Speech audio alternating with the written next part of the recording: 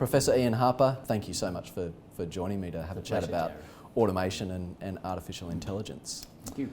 At CEDA, we've been talking about the need to work towards policy and regulatory frameworks that are in the public interest with areas like the consumer data right, a very important reform that certainly came out of the competition policy review that you undertook and subsequent PC inquiry. What are the things that you think are most vital for us to get right in that regulatory and policy space if we're going to enable data, if we're going to enable technology in a way that doesn't leave people behind and ensures that everyone's got this opportunity of this great kind of uplift?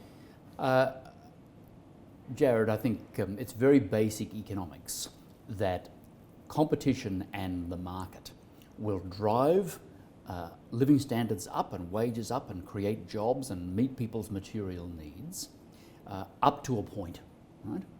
As we say in the competition policy review, competition is good, right, until it's not, okay? And when isn't it? Well, it's not good when property rights are poorly defined. It's not good when, for various structural reasons, market power exists, right? Then competition can be the exact enemy, right, of people's living standards.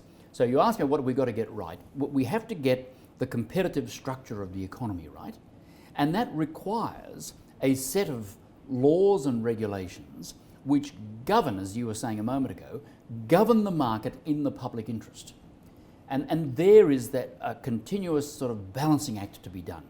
If you overdo that and you say, well, hang on, we've got to stop this and stop that and stop it, then you throw the baby out with the bathwater, right? You actually, to mix my metaphors, you kill off the goose that lays the golden egg.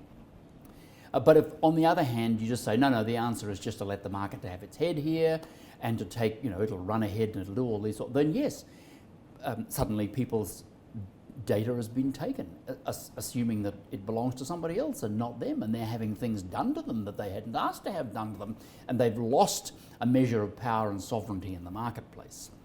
It's a combination of harnessing market power and competition, which is a great force for human good and flourishing, harnessing that and subjecting it to an overriding public interest test, which is where the public interest is then essentially enforced by government, right?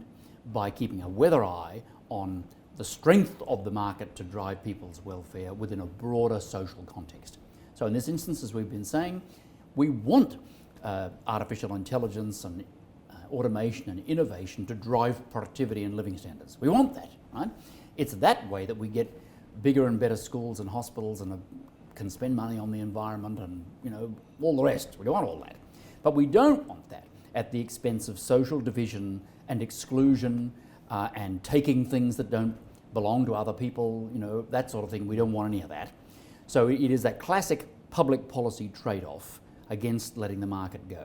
I'm going to nominate competition and the public interest regulation that surrounds that as perhaps the most important for the microeconomic drivers of these things. And then macroeconomic policies look after stabilisation to try to give us a sense to make sure we're making some progress on an even keel rather than lurching from one to the other. And that, of course, classically is monetary policy and fiscal policy. And, I've had the privilege during my career of working on a number of these different levers, wages policy, competition policy, now monetary policy. They're all important in the mix for making sure that the economy works for the welfare of the people and not the other way around, right? That people aren't working for the welfare of the economy.